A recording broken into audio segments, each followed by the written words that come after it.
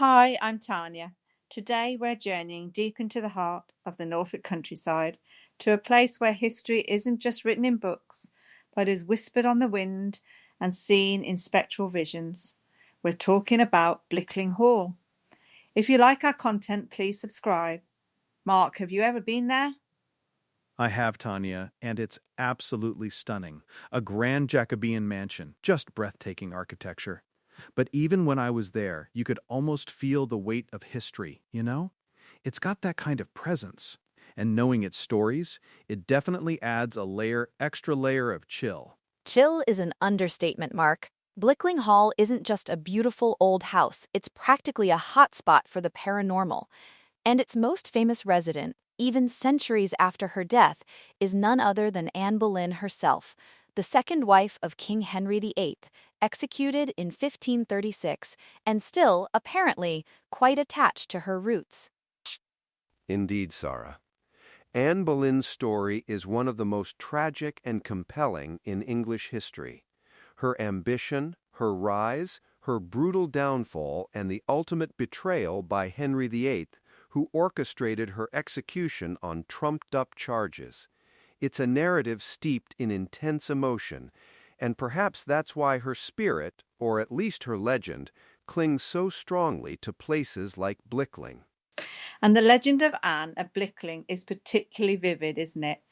It's not just a fleeting glimpse, it's a whole cinematic experience if you believe the stories.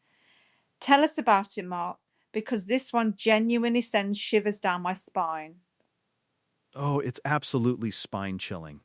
Every single year, on the 19th of May, which is the anniversary of her execution, locals and visitors alike whisper about this terrifying spectacle. In the dead of night, a ghostly carriage, drawn by headless horses and driven by a headless coachman, hurtles towards the hall. Wait, headless horses and a headless coachman? That's extra, as if Anne Boleyn herself appearing isn't enough to contend with. Exactly. And inside that carriage, Anne herself. She's described as pale, silent, and here's the kicker. She's holding her severed head in her lap.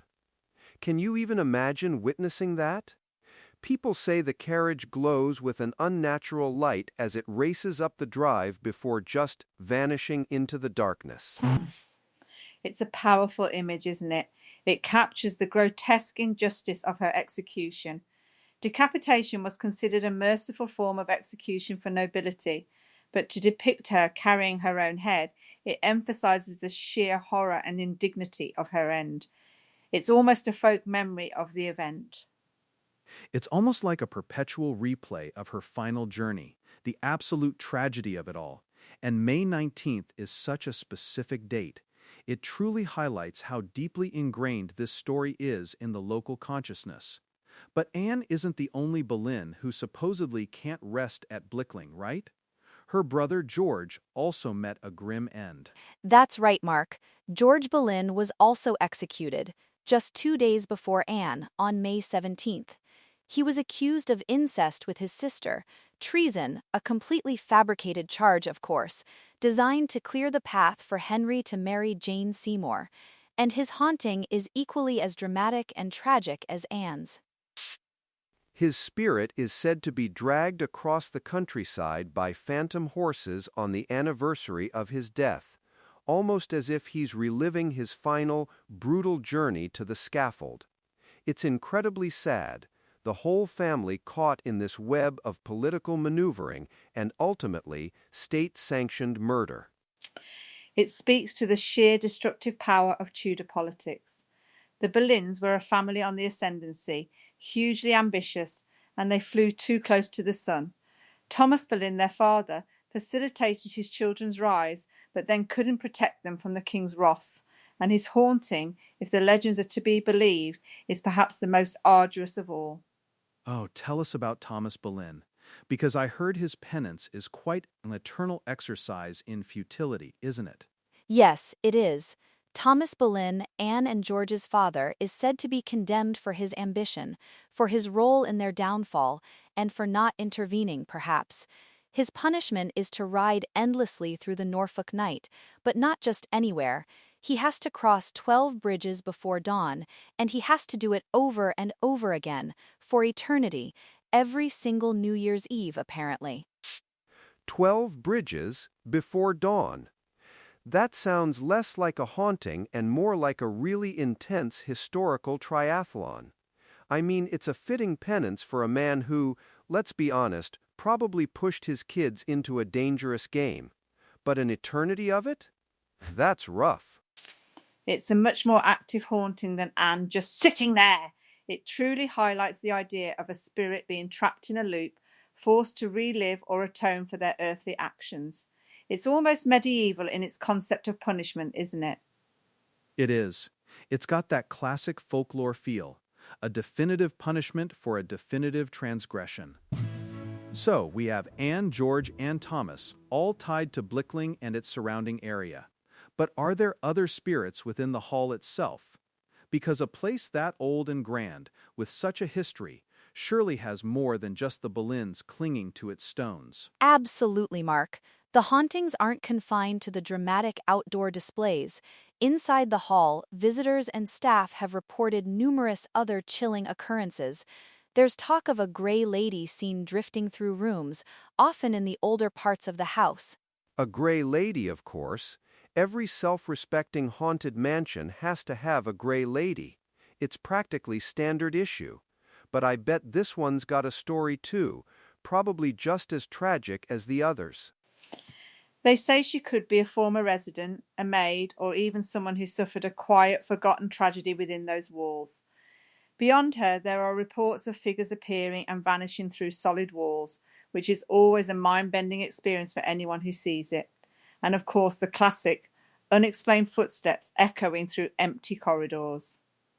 Those footsteps are interesting because they often suggest a residual haunting, where an action or movement from the past is simply replaying itself, imprinted on the environment, rather than an intelligent spirit consciously interacting.